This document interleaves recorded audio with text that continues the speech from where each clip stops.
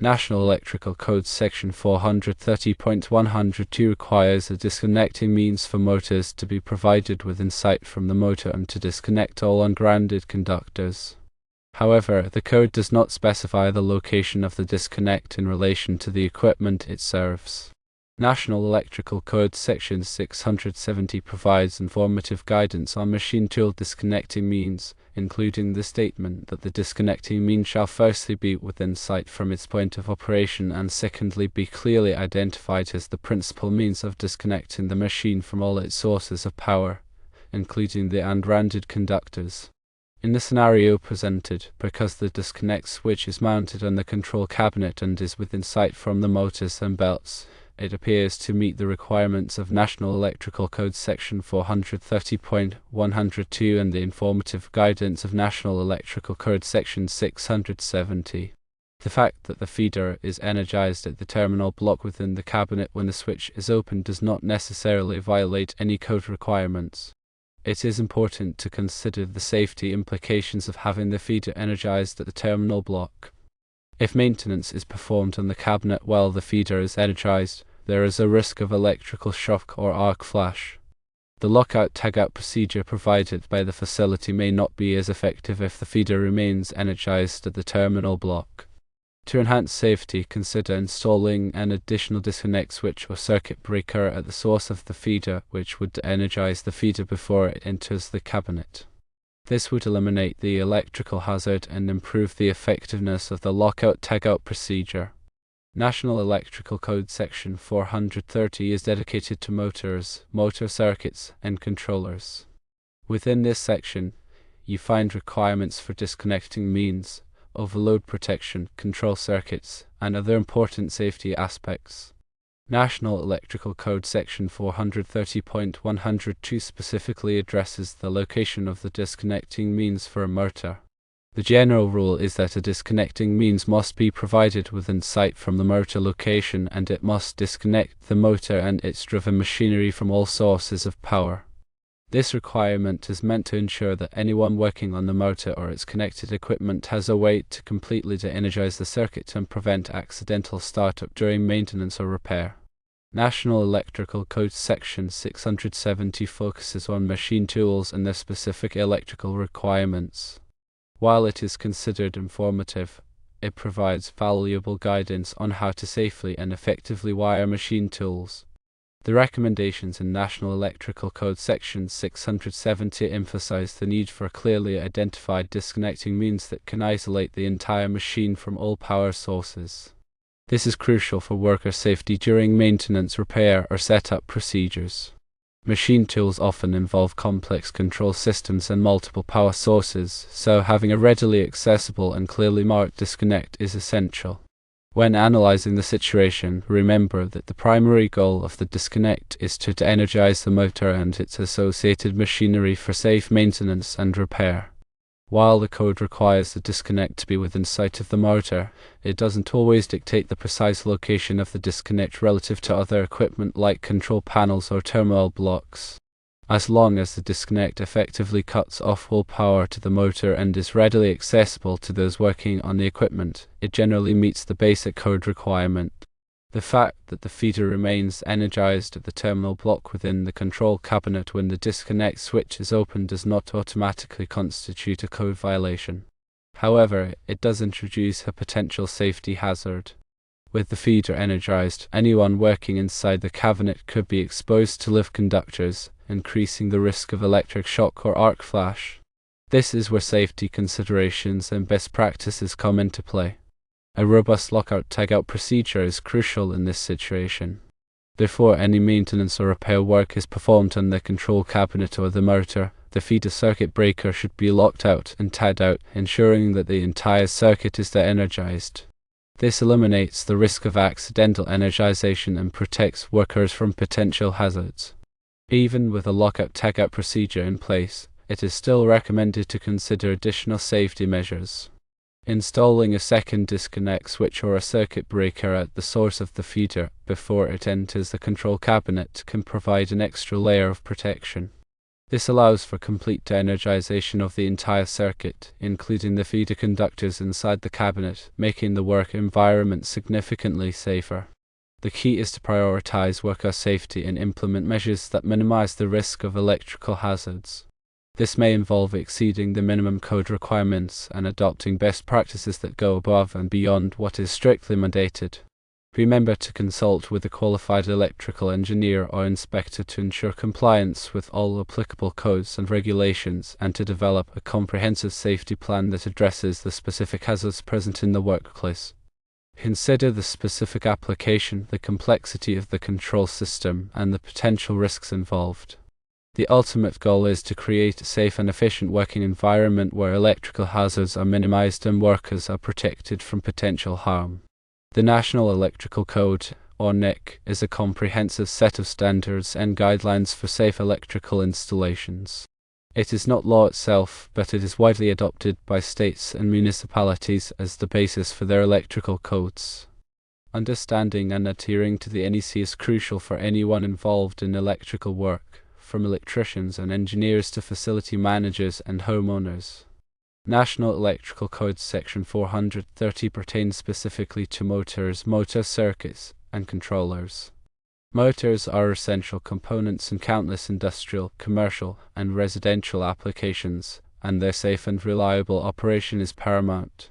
National Electrical Code Section 430 covers a wide range of topics related to motor installations, including disconnecting means, overload protection, control circuits, grounding, and more. It provides detailed requirements for selecting and installing the appropriate components, ensuring that motors operate safely and efficiently. National Electrical Code Section 670 addresses the unique electrical requirements of machine tools. Machine tools are used in manufacturing and fabrication processes to shape and form metal, plastic, and other materials. They often involve complex control systems, multiple motors, and specialized wiring. National Electrical Code Section 670 provides guidance on how to safely and effectively wire machine tools, taking into account their specific operating characteristics and potential hazards. It covers topics such as disconnecting means, control circuits, grounding, and protection against overcurrent and short circuits. The primary purpose of a disconnecting means is to provide a way to safely de-energize a motor or machine tool for maintenance, for repair, or troubleshooting. The disconnect must be readily accessible and clearly identified, allowing authorized personnel to quickly and easily cut off power to the equipment.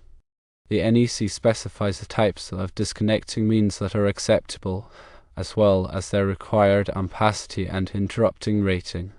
The disconnecting means must be capable of interrupting the motor's locked rotor current, which is the high current that flows when the motor is initially started. Overload protection is another critical aspect of motor and machine tool safety. Overloads occur when a motor or machine tool draws more current than it is designed to handle, which can lead to overheating, insulation damage, and even fire. The NEC requires that motors and machine tools be protected against overloads using devices such as fuses, circuit breakers, or overload relays. These devices are designed to trip or open the circuit when an overload occurs, preventing damage to the equipment and ensuring safety. Control circuits are used to start, stop, and control the operation of motors and machine tools. They typically involve switches, relays, contactors, and other control devices. The NEC provides requirements for the wiring and protection of control circuits, ensuring that they operate safely and reliably. Control circuits must be designed to prevent accidental startup of the motor or machine tool, and they must be protected against overcurrent and short circuits. Grounding is essential for electrical safety. It provides a low impedance path for fault current to flow back to the source, which helps to trip overcurrent protective devices and prevent electric shock. The NEC requires that motors and machine tools be properly grounded using grounding conductors of the appropriate size and type. Grounding conductors must be securely connected to the equipment and to the building's grounding system. In addition to these basic requirements, the NEC also includes specific rules for different types of motors and machine tools. For example, there are specific requirements for motors used in hazardous locations, such as those containing flammable gases or dusts. There are also specific requirements for machine tools that use high voltage or that have complex control systems. It is important to consult the NEC and other applicable standards to ensure that all electrical installations are in compliance with the latest safety requirements. A qualified electrical engineer or inspector can provide guidance in the proper application of the NEC and can help to ensure that electrical installations are safe and reliable.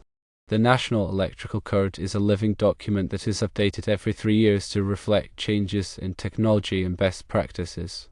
It is important to stay up to date on the latest version of the NEC to ensure that electrical installations are in compliance with the current requirements. The NEC is available from the National Fire Protection Association (NFPA) and from other sources. It is also available online through various subscription services. The NEC is an essential resource for anyone involved in electrical work. By understanding and adhering to the NEC, you can help to ensure the safety and reliability of electrical installations and protect people from electrical hazards. Remember that electrical work can be dangerous, and it is important to take all necessary precautions to protect yourself and others. Always disconnect power before working on electrical equipment, and use appropriate personal protective equipment (PPE) such as gloves, safety glasses, and insulated tools. If you are not qualified to perform electrical work, it is best to hire a licensed electrician to do the job. Electrical safety is everyone's responsibility, and by working together, we can help to prevent electrical accidents and injuries. Disconnecting means are crucial safety components for electrical systems. They provide a way to safely de-energize equipment for maintenance, repair, or in emergency situations. Understanding the requirements for disconnecting means, as outlined in the National Electrical Code, is essential for anyone working with electrical systems. A disconnecting means is a device or group of devices used to disconnect the conductors of a circuit from their source of supply. It must be capable of interrupting the maximum available fault current that could occur at its location. The most common types of disconnecting means include circuit breakers, fuse switches, and non-fuse switches. Circuit breakers are automatic devices that trip and open a circuit when an overload or short circuit occurs. They can be reset and reused, making them a convenient and reliable disconnecting means. Fuse switches use fuses to protect against overcurrents. When an overcurrent occurs, the fuse melts and opens the circuit. Fuses must be replaced after they blow, but they provide a simple and effective means of protection. Non-fuse switches are manually operated switches that do not provide overcurrent protection. They are typically used as disconnecting means for equipment that is already protected by a circuit breaker or fuses. The National Electrical Code specifies the requirements for disconnecting means in various articles, including Article 430 for motors and Article 670 for machine tools. These articles outline the types of disconnecting means that are acceptable, their required ampacity and interrupting rating, and their location. The disconnecting means must be readily accessible and clearly identified, allowing authorized personnel to quickly and easily cut off power to the equipment. The disconnecting means must be located within sight of the equipment it serves, or it must be capable of being locked in the open position. This ensures that the equipment cannot be accidentally energized while someone is working on it. For motors, the disconnecting means must be capable of disconnecting the motor and all equipment connected to it simultaneously. This prevents the motor from being accidentally started while someone is working on the connected equipment. For machine tools, the disconnecting means must disconnect all power conductors, including any control circuits. This ensures that the machine tool is completely de-energized for maintenance or repair. In addition to the NEC requirements, there may be local codes or regulations that apply to disconnecting means. It is important to consult with a qualified electrical inspector or engineer to ensure that all installations are in compliance with the applicable codes. Proper installation and maintenance of disconnecting means are essential for electrical safety. Disconnecting means should be inspected regularly to ensure that they are in good working order. Any damaged or defective disconnecting means should be replaced immediately. When working on electrical equipment, always disconnect the power supply at the disconnecting means before starting any work. This will help to prevent electric shock and other electrical hazards. Lockout-tagout procedures should be followed to ensure that the disconnecting means cannot be accidentally re-energized while someone is working on the equipment. By following these safety precautions, you can help to prevent electrical accidents and injuries.